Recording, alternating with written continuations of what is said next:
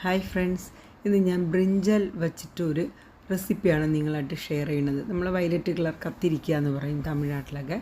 നല്ല ടേസ്റ്റ്, കേരളത്തിലുള്ളവർക്ക് ഇഷ്ടപ്പെടുന്ന ഒരു റെസിപ്പിയാണ് ഇത്. ഇത് വന്നിട്ട് ഒരു മീഡിയം സൈസിൽ സവാള, എന്നിട്ട് ഞാൻ ഈ ബ്രിഞ്ചൽ നീളത്തിലൊന്ന് മുറിച്ചെടുത്തു, സവാളയും നീളത്തിലെടുത്തു, പിന്നെ കുറച്ച് തേങ്ങയും ചിരണ്ടി റെഡിയാക്കി വെച്ചിട്ടുണ്ട്. എന്നിട്ട് നമ്മൾ ഒരു പാൻ അടുപ്പത്ത് വെച്ചിട്ട്, ഒരു കുക്കർ തന്നെയാണ് ഞാൻ ചെറുത് വെച്ചത്, അതിലേക്ക് ഒരു 2 സ്പൂൺ വെളിച്ചെണ്ണ ഒഴിച്ചു കൊടുത്തു. അത് ചൂടാവുമ്പോഴേക്കും തന്നെ ഞാൻ ഇത്തിരി കടുക് ഇട്ട് കൊടുത്തു. കടുക് ഒന്ന് പൊട്ടുമ്പോഴേക്കും ഞാൻ ഇത്തിരി കരിവേപ്പില ഇട്ട് കൊടുത്തു. കരിവേപ്പില ഒന്ന് വഴറ്റി അതൊന്ന് വരുമ്പോഴേക്കും തന്നെ ആ സവാള നീളത്തിൽ അരിഞ്ഞ് വെച്ചിരിക്കുന്ന ആ മീഡിയം സൈസ് സവാള ഒന്ന് വഴറ്റി. ഒത്തിരി ബ്രൗൺ ആവണമെന്നൊന്നുമില്ല, ആ സവാള ഒന്ന് നന്നായിട്ട് ഇങ്ങനെ ഒന്ന് ട്രാൻസ്പെറൻ്റായി വന്നാൽ മതി.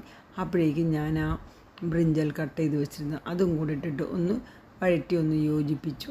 അതൊന്ന് യോജിപ്പിക്കുമ്പോഴേക്കും ഞാനിവിടെ ബാക്കി ചേരുവകളൊക്കെ കാണിച്ചേക്കാം. ഇത്ര ചെറിയ സൈസിലൊരു വാളംപുളി ഒരു 1/2 ഗ്ലാസ് വെള്ളത്തിൽ ഇതാ പിഴിഞ്ഞ് വെച്ചിരിക്കുന്നതാണിത്. ഞാൻ എത്ര എടുത്തു എന്ന് കാണിക്കാനാണ്. പിന്നെ ഇത് മുളക് പൊടി ഒരു 1/2 സ്പൂൺ, ഒരുപാടൊന്നും വേണ്ട. മഞ്ഞൾപ്പൊടി ഒരു 1/4 സ്പൂണ്. എന്നിട്ട് കായം കഷ്ണമാണ് ഇത്, ചെറിയൊരു കഷ്ണം. ഉപ്പ്, പിന്നെ ആ തേങ്ങ കൊണ്ടിട്ട് ഇത് 2ാം പാലാണ്, ഇത് 1ാം പാലാണ്. അങ്ങനെ എടുത്ത് മാറ്റി വെച്ചിരിക്കുന്നതാണ് ഈ കാണിക്കുന്നത്.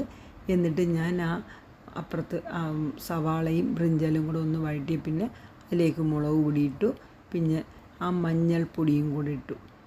മഞ്ഞൾപ്പൊടിയും കൂടെ ഇട്ട് അതൊന്ന് യോജിപ്പിച്ചു, എല്ലാം കൂടെ ഒന്ന് യോജിപ്പിച്ചു. ആ കായം കഷ്ണവും കൂടെ ഇട്ടു.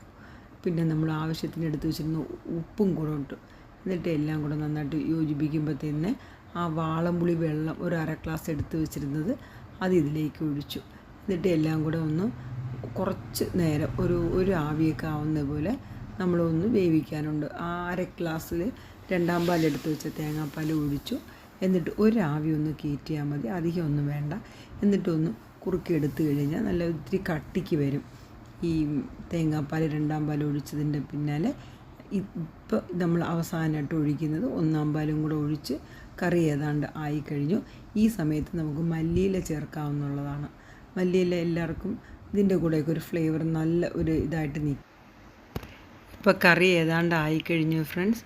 ഒന്ന് നന്നായിട്ട് കുറുകി നല്ല നീറ്റായിട്ട് വന്നിട്ടുണ്ട്. ഇത് ചോറിൻ്റെ കൂടെ കഴിക്കാനൊക്കെ ഉള്ള ഒരു നല്ലൊരു ഗ്രേവിയാണ്. എന്തായാലും എല്ലാവരും സബ്സ്ക്രൈബ് ചെയ്ത് കാണണേ, ലൈക്കും കമൻറ്റൊക്കെ തരണേ. Thank you for watching.